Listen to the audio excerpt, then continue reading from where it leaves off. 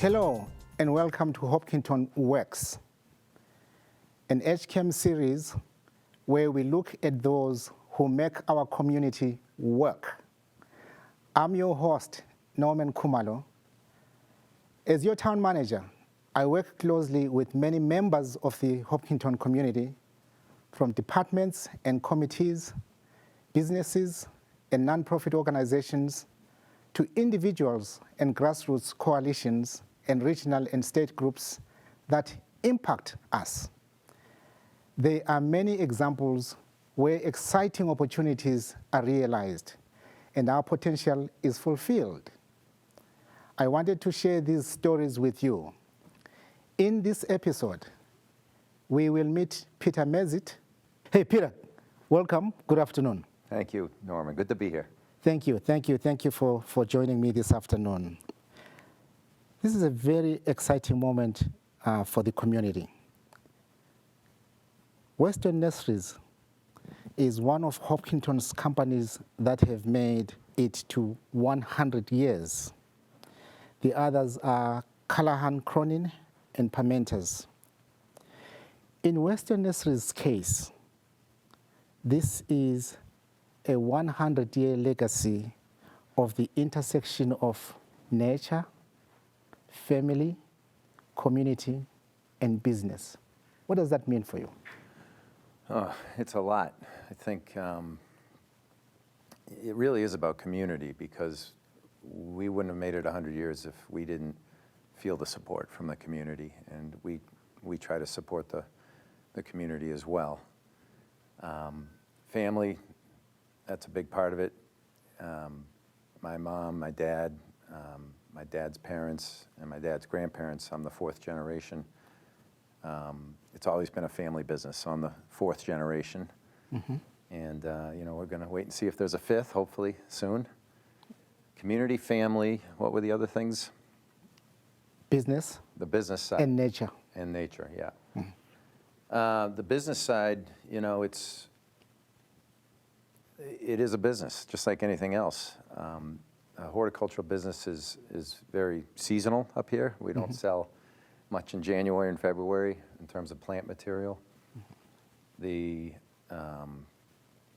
challenges with that are tough, because we can't always provide year-round employment to all of our employees. So we've been very fortunate that we have real horticulturists that have worked with us, even though they sometimes have a layoff in the wintertime and they find something else to do. And they've come back year after year. We've got one employee who's, I think, 56 or 57 years, name's Henry Schmidt. Some of the viewers would know Henry. He's been around, and he never wants to stop. He just wants to keep working. So I think we do have a lot of people. We were once a farm that are used to that hard work, and farmers work very hard. We kind of have that mentality. And then what was the last one? The family, the community, the business, You've come nature. And nature, yes. Yeah, nature is, we're in the green space, and I think we're in the green space at a good time to be there. Right now, I think the world is realizing, with climate change and global warming, that a big reason for that is because there isn't enough of the vegetation that's left on the planet. So we've taken it into farmland, we've taken it into grassland, we've taken the forests out of play. And our commitment in the next 100 years is to really pay more attention to that. So we started growing native plants to address a lot of the world problems right now, and do what we can do on a local basis. We're looking at how native plants support the indigenous species. It's a food source, it's a habitat, and realizing how important it is that still stays connected. Backyard National Park is just one of many ideas that a lot of small groups are coming up with, that everybody can contribute a little bit toward natives and keeping the native oak trees right on down to the ground covers in play versus all ornamentals. So there's going to be a balance more in the future. Ornamentals and curb appeal are very important for us in our industry. People want to have a beautiful curb appeal or foundation planting at their house, but I think it's also going to be more and more on people's minds that they need to be a steward for the planet as well. Thank you. Thank you for addressing the macro scale issues nature, community, business, and family. Let me take this discussion down to the micro level. Growing up at Western Nurseries, what did that mean for you? And how did that shape your way of life or approach to life? I think it really taught me a lot. I watched, our house was literally right there, and there was fields. We had 500 acres at one point, and it was in-ground nursery growing in the fields, in the dirt, and it was container growing in the plastic pots, which we still use today. But the idea of going to work was never a question back then, and it wasn't for most kids like me who grew up in the Hopkinton school system. I think most of my class, I was the class of 1985, worked at Western Nurseries. Yep. And it was hard work, and it was 38 degrees and raining, and you just went out there, and you went out on a crew truck, and you transplanted a whole field over the course of 2 days, or you harvested plants with spades, or you pruned, or you fertilized. And it was a little weird to see all my friends in my grade coming out there, and they all thought I was some spoiled kid. But what it taught me is I have to work twice as hard as everybody else, because I didn't want that, take anything for granted that way. And if you're going to succeed, I truly believe it's about hard work more than anything, because of those values. And these days it's quite a bit different. You don't have a lot of that work ethic that you had back then. It was necessary to work back then. People grew up, they worked, even if they played a sport, but you just don't see that as much these days. So when I do see that, and I still see it quite frequently, I really, really try to help those kids along. They can be high school kids from Hopkinton or Ashland that work for us on the weekends only, but I want them to realize that this is a job they'll never forget, because they'll learn those values. And it still is hard work. It's not the fields anymore, but it's still, you got to be able to lift 50 pounds and load things into people's cars, and you're moving around. I think when I work in the spring, I'm always outside. I think I walk 11 or 12 miles a day, and I probably lift 1.5 tons over the course of a day. So it's still hard work, and so I think I grew up with just saying that that's in my fabric, the hard work aspect, the hard work gene, and I love to help, especially the kids these days, realize that. And I think my own kids, they get it, so I'm pretty proud of them too. Yes, I can relate to that. I grew up in the village, in a farming community, and in fact, also, thanks to your parents, thanks to Western Nurseries, I've also been a direct beneficiary of your hard work ethic. For example, whenever we have partnered with the chamber, which has brought in Western Nurseries, you've always been about getting the job done. Thank you. Yeah, you're welcome. Yeah. So for the benefit of the listeners at home, how has Western Nurseries celebrated this 100th anniversary?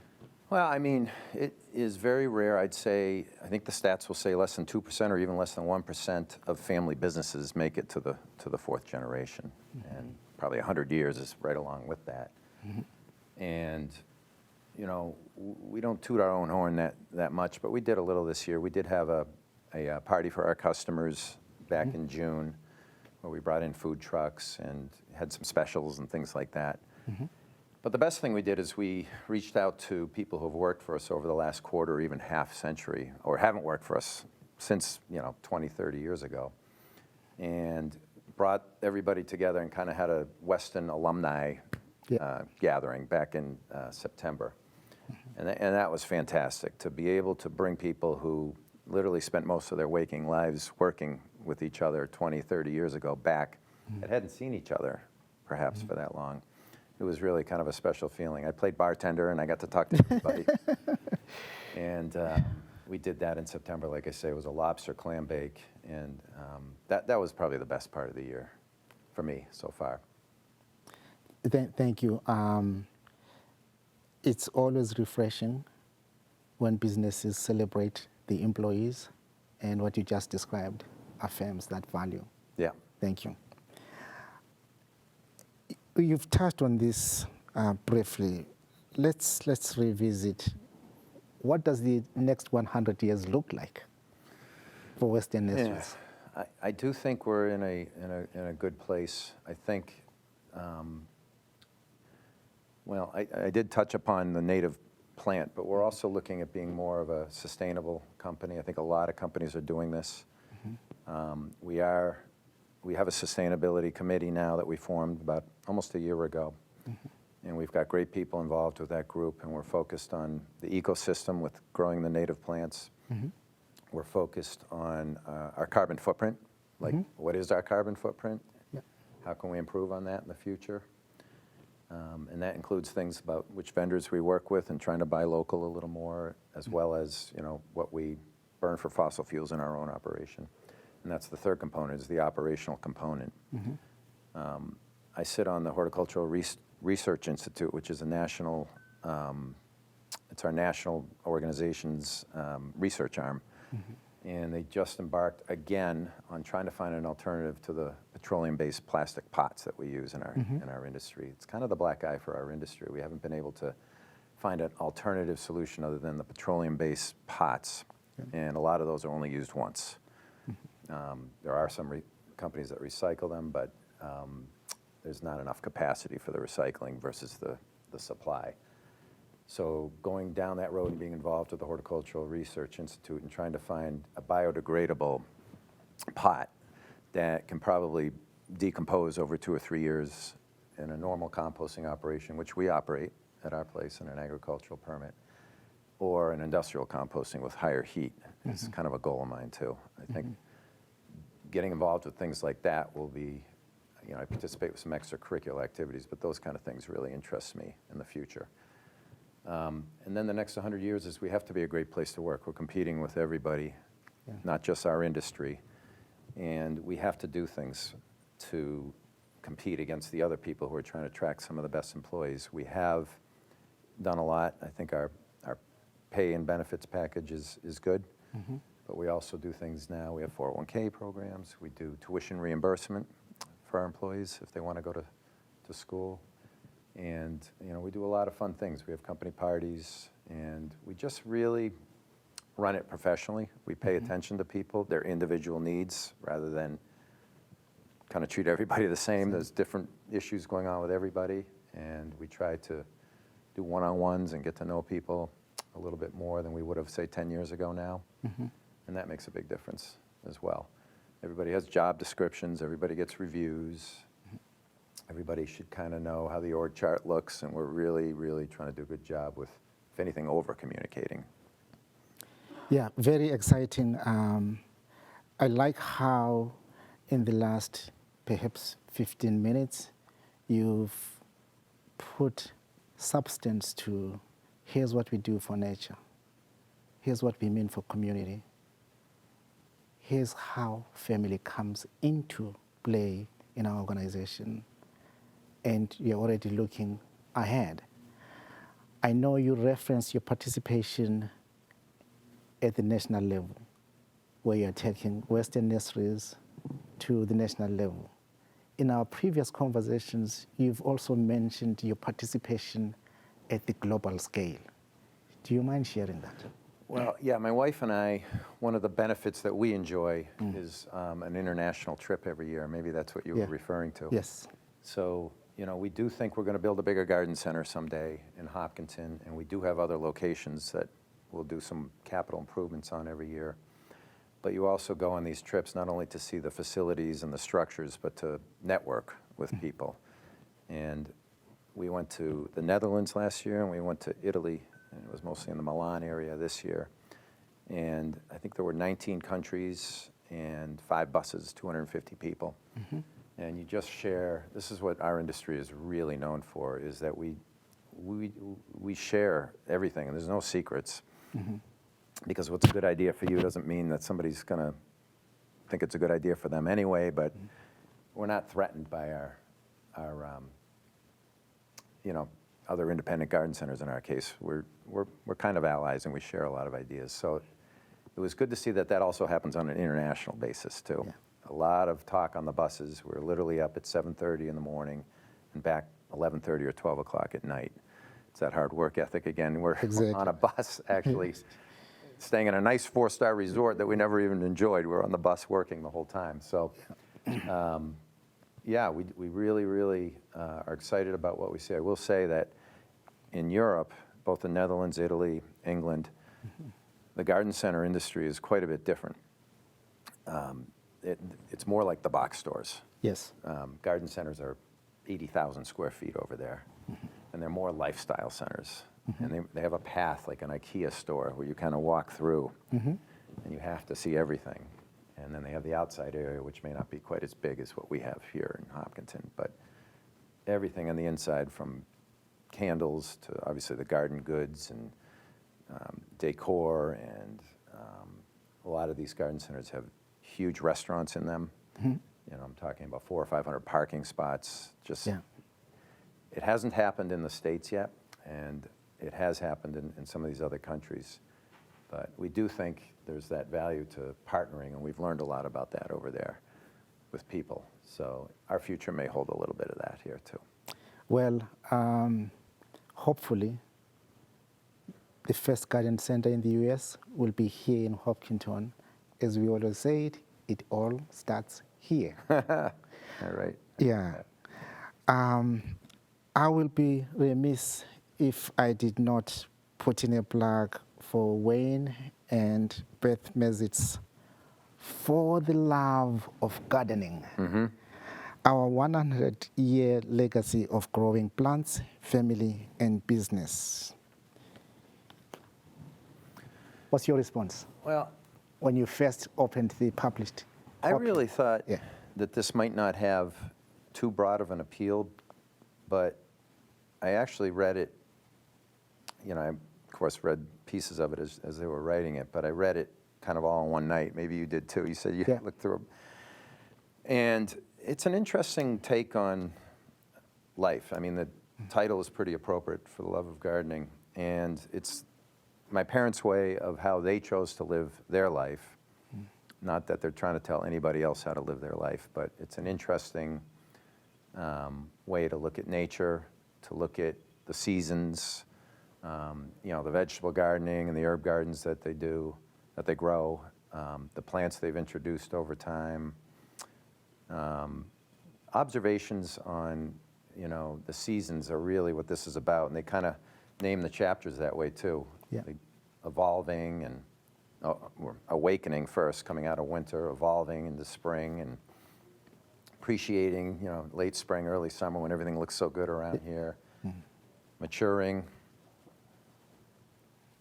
recuperating. So they actually approach it like they need the winter actually, because they're so tired from doing so much of the gardening work themselves. And they continue to do that to this day. They're in their 80s now, and my parents have about 13 acres, and they take care of that thing. They are enlisting a little more help from some people much younger than them, but they're still dragging brush around and weeding, and they just think, you know, I don't think my parents have really exercised until recently. They didn't go to gyms, or they didn't really have a second house. They just enjoyed the lifestyle that they had here with this house here in Hopkinton. That's what this book's about. Yes, in fact, that's what I enjoyed most, perusing through the publication. They are projecting gardening as a way of life, as a philosophy, and they've also put rhyme and reason behind the different phases or timelines that they mention in the book, whether they're looking at 1 year, 1 calendar year based on seasons, or looking at the multi-generations of the Mezitt family. Yeah. It's a very well done book. It reads poetic.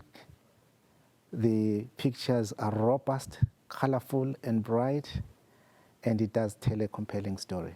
Yeah. Yeah. Well, yeah, we are actually selling it, and people are buying it in our garden center and online, and it's a good Christmas gift perhaps for some people. And it's local. It really shares a story of, our family, our business, the way we look at nature, the way we look at the business. And it's a healthy way. I mean, back in the day, everybody was a farmer. Yeah. Everybody put their hands in the soil. And this really kind of gets that idea ingrained back in you that might have a lot of benefits. Well, Peter, thank you so much for dropping by this afternoon to share with us the story behind the 100-year legacy of Western nurseries, and most importantly, what your next 100 years will look like. Thank you. Thank you, Norman. Yeah. Again, thank you, Peter, and thank you for tuning in to Hopkinton Works. Please look for future episodes where we will bring you more stories of those who make our community succeed. And consider contacting me with your thoughts, comments, or suggestions on those we should consider for our show. You will find more information and contact information on our show page at hchem.tv. Until next time, I'm Norman Kumalo. I will see you around Hopkinton.